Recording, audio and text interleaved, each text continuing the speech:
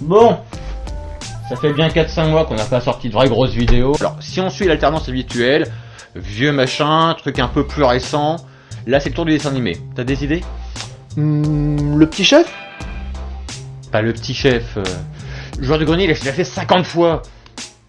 Docteur Who? Oh, les 2 téléfilms allumés avec les pieds, là? Oublie ça. Urotsuki Doji? Ogeki Clinic. Bible Black. Michel Angel. La Blue Girl. Non. Non. Non, non. Non. Du hentai sur YouTube, ça passera. Jamais. Jamais. Oh. Gaston? Attends, la saloperie en flash, là? Oh non, j'aurais vraiment préféré oublier cette merde. Même nous, on fait des meilleurs dessins animés. Pourquoi pas le monde fou de Tex Avery pendant que t'y es? Princesse Sarah alors? Ah, le girly, ça suffit. Hein, on s'est déjà tapé 5 saisons de Sailor Moon, plus ses dérivés. Les super nanas. Je croyais que tu voulais pas des dessins animés pour filles. Faudrait savoir quoi. Enfin, par contre, si on reste en mode super, pourquoi pas Spider-Man? Avec tous les mêmes qui restent sur la télé, il y a peut-être moyen de faire un truc sympa. Oh, c'est comme les vieux Superman, c'est beaucoup trop daté. Par contre, Batman. Non, pas Batman. Attends, il y a 50 000 versions, on va pas faire une vidéo de 3 heures là-dessus non plus. Attends, on est con. Regarde, il y a ça. Fantomiald? Mais y a pas eu de dessin animé? Non, ça. Du Disney! Oh, t'es fou! Pourquoi pas Tintin tant que t'y es? Ça passera jamais au niveau des ayants droit. Rappelle-toi toutes les emmerdes qu'on a eues avec les BBC. Je suis la terreur qui corrige les erreurs. Je suis au droit à la citation, ce que le suppositoire est au flistanal. Je suis... Sur YouTube, pas sur Disney Channel. Pas au moins mettre un slip. Tout commence en 1928. Walt Disney perd les droits de Oswald the Lucky Rabbit, qu'il développait au sein de la Disney Brothers Company pour le compte d'Universal, avec l'aide de Hub Iwerks au dessin, parce qu'il faut le savoir, Disney était un très mauvais dessinateur. Ils vont légèrement modifier le personnage, principalement les oreilles, pour le transformer en une souris du nom de Mortimer. Enfin, très vite baptisé Mickey par Lillian, la femme de Walt.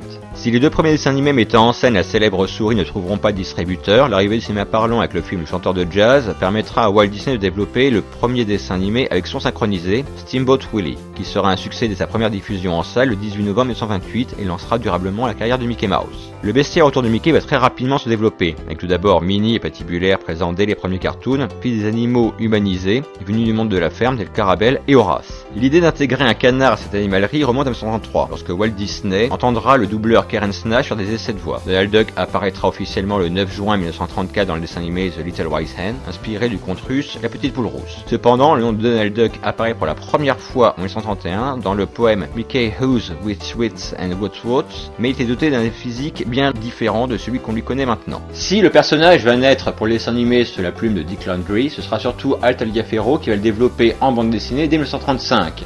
Il va créer tout un univers autour de Donald avec des personnages tels que Daisy, Riri Fifi Loulou, Grand-mère Donald, l'oncle Gus ou même la fameuse voiture 313. Parallèlement à ses aventures indépendantes sur papier puis à l'écran, Donald continue à apparaître aux côtés de Mickey dans les dessins animés dont il est le pendant colérique. Ils forment ensemble une espèce de duo, enfin plutôt un trio vu que à la bande vient se rajouter le personnage de Dingo. En 1935, un jeune scénariste du nom de Karl Barks est embauché par les studios Disney pour travailler sur les gags de Donald. Il travaillera sur les scénarios des dessins animés du célèbre canard jusqu'en 1942 lorsque, Seconde Guerre mondiale oblige, le ton de la production change et les personnages Disney sont mobilisés pour soutenir le moral des soldats et participer ainsi à la propagande. Karl Barks va donc partir pour la Western Publishing, pour laquelle il va imaginer des histoires de canards jusqu'en 1967, période durant laquelle il va développer tout l'univers de Donaldville, ville qu'il va par ailleurs créer, avec principalement en décembre 1947 la création du personnage de Scrooge McDuck, Picsou chez nous, et de absolument tous les personnages qui en découlent. Paradoxalement, si le personnage de Picsou connaît la gloire en bande dessinée et dépassera même Donald en popularité, il sera très peu adapté en dessin animé, avec seulement 4 apparitions entre 1955 et 1986.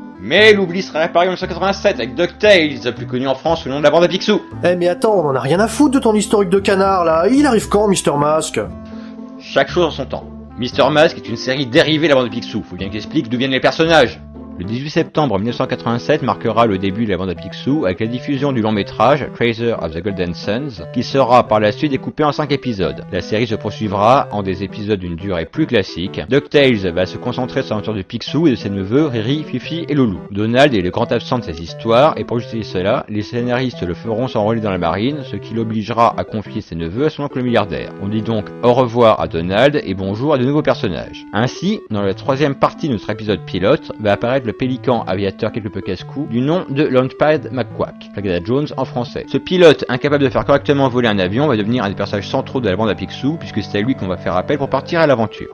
DuckTales sera diffusé jusqu'au 28 novembre 1990 avec quelques 100 épisodes répartis sur 3 saisons. Elle ouvrira ainsi la voie dans de nombreuses séries d'aventures Disney, telles Tic et Tac, les Rangers du Risque ou encore Super Baloo. Elle donnera même lieu à un film sorti le 3 août 1990 aux États-Unis, Le Trésor de la Lampe perdue, inspiré de l'univers de Aladdin. Elle donnera également lieu à quelques séries poursuivant l'univers des canards, telles son pendant SF Mighty Duck, sorti en 1996, et Quack Pack, la même année, mettant en scène un Donald Duck caméraman, une version adolescente de Riri, Fifi et Loulou, ainsi qu'une Daisy, journaliste à la télévision. Non, mais on s'en branle de ces spin-offs de merde. On veut Mister Mask. C'est bon, ça vient. Let's get dangerous. Hein? Let's get dangerous? Non mais je comprends pas, tu dis quoi là? Ça va craindre un masque. Ah d'accord. Bon, on va oublier ces deux trucs là et on va revenir à nos canards. En 1991, Carl Barks va fêter ses 90 ans et en guise de cadeau, les studios Disney vont lui offrir une nouvelle galerie de personnages. C'est un petit peu con pour le mec qui a entièrement créé l'univers des canards, mais bref, passons. Ils vont lui offrir un super-héros, Mister Mask.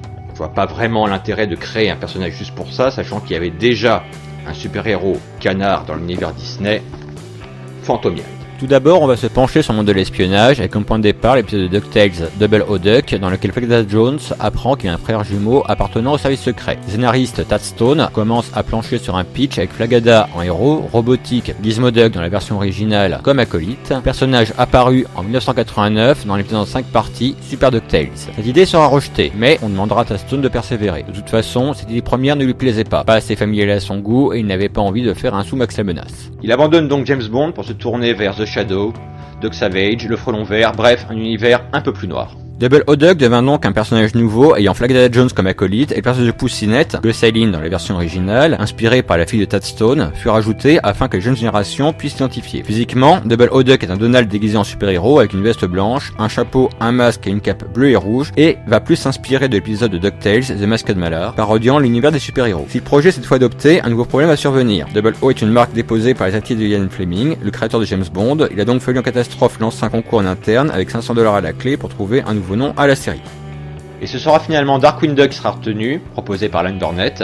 Darkwing parodiant Nightwing, le nom que prendra Robin après avoir quitté Batman et pris son indépendance. Maintenant que la série est validée avec son nom définitif, la production va pouvoir être lancée. La diffusion débutera le 6 septembre 1991 sur Disney Afternoon avec un épisode double, Darkly Dawn the Duck, scénarisé par John Strad et Tad Stone. Taurus Bulba est un criminel qui, malgré une longue peine de prison qu'il est en train de purger, continue à diriger son entreprise criminelle depuis sa cellule. Après avoir fait dérober l'invention du défunt Dr. Kanarstein au nez et à la barbe du super-héros local, il tente de faire enlever la petite fille du scientifique afin de lui soutirer le code d'activation de la machine. Seulement Mister Mask contrecarre ses plans en mettant Poussinette en lieu sûr dans sa base secrète. Épaulé par Flagada Jones, son fan numéro 1, il mettra un terme aux agissements de Taurus Bulba. En fin d'épisode, afin de ne pas la laisser retourner à l'orphelinat, Mister Mask adoptera Poussinette et décidera de mener une double vie. Mister Mask la nuit et Albert Colver le jour. Vous vous demanderez peut-être pourquoi on va s'intéresser à cette série en particulier et pas une autre production Disney des années 90, ce qui est bien légitime. C'est parce qu'elle fait vraiment figure d'ovni pour l'époque. Tout d'abord, c'est la première série à ne pas s'appuyer sur des personnages préexistants comme Picsou, Tic et Tac ou Super Baloo, venus du livre de la jungle, mais sur des personnages créés spécialement pour elle. On a bien sûr Flagada Jones qui était déjà dans DuckTales, mais il ne vient pas de l'univers des canards de Carl Barks. Ensuite, c'est la première série à se concentrer sur l'action et non pas sur l'aventure. Là où les autres personnages vont partir aux quatre coins du monde, Mister Mask, lui, va rester à Bourg-les-Canards et l'action va se concentrer sur sa lutte contre le crime. D'autres séries reprendront le principe par la suite, bien sûr. On peut penser à Gargoyles par exemple, elle fait vraiment figure de pionnière à l'époque. Enfin, c'est la première série à rendre un réel hommage aux super-héros et au monde de l'espionnage par le biais de la parodie. Tout d'abord Mr. Mask. Du fait qu'il n'ait pas de super pouvoir et qu'il s'appuie sur la technologie pour battre le crime, il est une parodie évidente de Batman, avec Flagdale Jones au rôle de Robin. Mais les influences sont également allées chercher, comme on l'a vu précédemment, du côté de The Shadow. Les origines du personnage nous sont bien sûr expliquées, mais elles varient d'une saison à l'autre. Ainsi, dans l'épisode 11 de la saison 1, l'affaire qui roque un masque, on apprend que Mr. Mask a remonté le temps pour se donner à lui-même l'envie et le courage de passer du poltron qu'il était à un héros. On est ici dans une parodie évidente de Retour vers le futur, où Marty McFly va influer sur la vie de son père. Dans l'épisode 6 de la saison 2, l'affaire Mr. Mask, les origines secrètes, on donne à notre héros des origines extraterrestres. Sa planète allant exploser, ses parents l'ont placé dans une capsule à destination de la Terre. Les références aux origines de Superman y sont plus qu'évidentes. Dans l'épisode 10 de la saison 3, l'affaire Albert Blanc de Soupière, Mr. Mask adolescent se constitue un costume à partir d'affaires trouvées dans le vestiaire du gymnase où a lieu le bal de promo, afin de pouvoir anonymement barrer la roue de Megavolt qui va alors également découvrir ses pouvoirs. Pas vraiment de parodie ici, mais il s'agit, sachant que Mr. Mask n'a pas de super pouvoir, de la version la plus probable quant aux origines réelles de notre héros.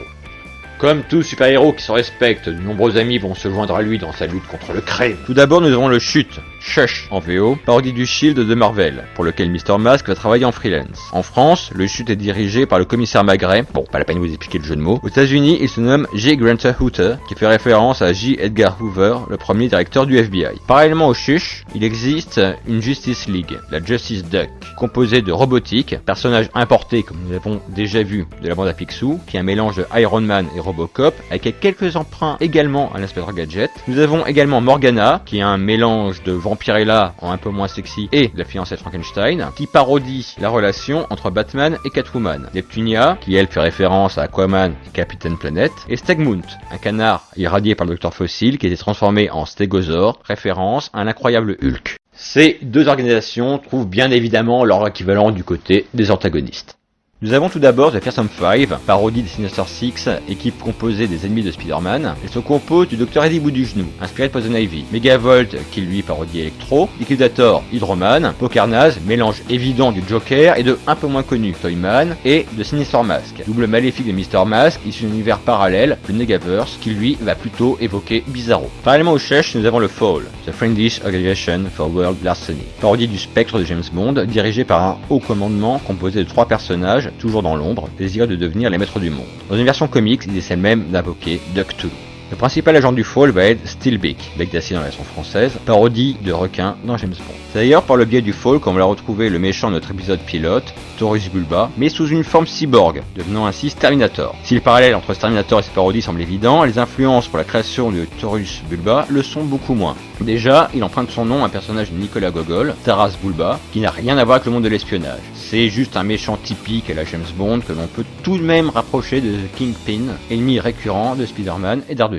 Après l'arrivée du dessin animé, au bout de 100 épisodes répartis sur 3 saisons, plus de nouvelles de nos canards. Il faudra attendre 2010 pour que Boom Studio les ressuscite sous forme de comics, où chaque couverture est un bonheur de détournement. Le premier arc de ces nouvelles aventures a par ailleurs été publié il y a peu en France dans Super Picsou Géant. Cette émission est maintenant terminée. Je vous remercie de l'avoir suivi en ma compagnie et vous donne rendez-vous très vite pour un nouveau numéro de Pilote Mag. Bonjour chez vous.